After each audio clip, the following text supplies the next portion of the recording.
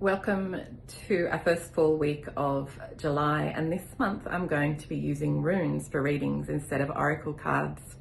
Runes are the ancient language before we had the alphabet as we know it, and they just represent symbols that represent different elements and practicalities of life. The rune that's come up for you today is Raidho, and it's this symbol here, and I've created my own new version of reading using the Norse compass in the background, which represents our life compass, overlaid with our Chinese five-element theory as used in kinesiology, which is what I've also practiced in, representing wood, fire, earth, metal, and water. And in context of the compass, we have, of course, north, south, east, and west.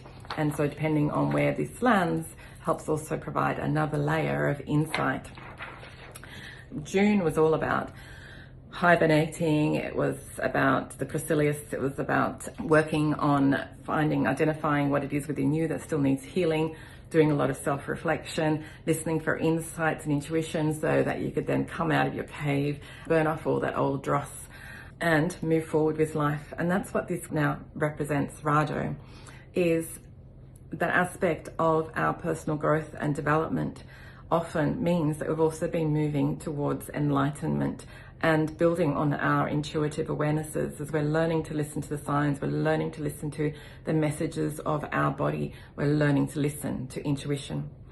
And Raidho is very much about having that intuition, being able to listen, realize that there's more to this life, not just our physical 3D self, but also messages and signs from things that we can't even see. Even the rainbow represents that. We see one color spectrum within a rainbow, but beyond that, there are lots of translucent colors that we can't even see. There are sounds we can't hear, but our cats and our dogs can hear. So, just evidence that there is other things that we cannot see and hear necessarily, but that are there. And Raidho is about becoming more intuitive and more aware of those things for your own personal knowing and understanding and personal growth so that you can move forward. It's also about moving forward because Raidho represents travel and inspiration and purpose, and having, like in the traditional way, it would have been Odin with his horse, being able to travel and move about life and choosing to which direction in life to go. And you do have choice. And we mentioned that last month as well. We all have the power of choice. And having reflected on all that growth you did last month, what insights did you get? What is it that you're moving towards? Because now is the time to start getting your steed, your horse, and moving forward towards that goal and making those choices.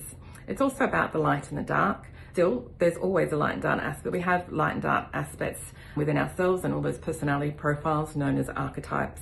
But we need all of those. We need that balance of the masculine, the masculine, feminine energy to create that balance, because each has its qualities, whether they be positive and negative, but even what might be perceived as negative is also needed in some way.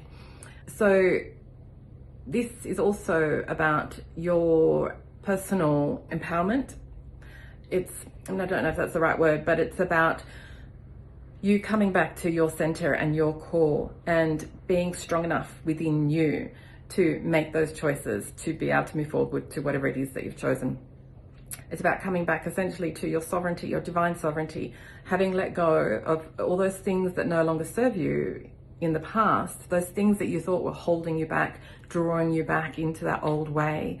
You've come out of your wintry cave, and even though we're in July, but this is what the messaging is. It's like we're already starting now to move forward, and it's about doing that yourself, being strong enough to do that.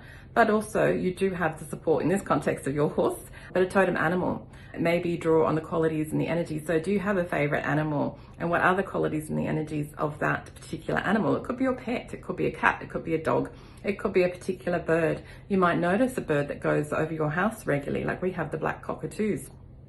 And they're very spiritual energy. They're very much about support and community. It's like, how can you then draw on the support and community in your immediate area? Is there learnings that you can get? You know, when I first moved to where I live, and I had never had my own business before in this sense that I have it now, I went around from shop to shop and actually talked to the shop owners and asked them about their businesses and how they got started.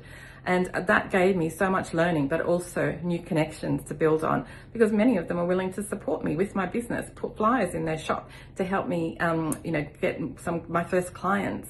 And there's just so many ways that you can get support simply by reaching out and asking. Often people are there, but they're not going to give it to you unless you ask. If you'd like to have your own personal reading, whether that be through oracle cards or runes, or just trust that I'll find the right ones for you, maybe sometimes it's a combination of each, then just leave a message below and let me know, or send me a private message, or send me an email to info@empoweringhealth.clinic. Alternatively, you can book online anytime at www.empoweringhealth.clinic.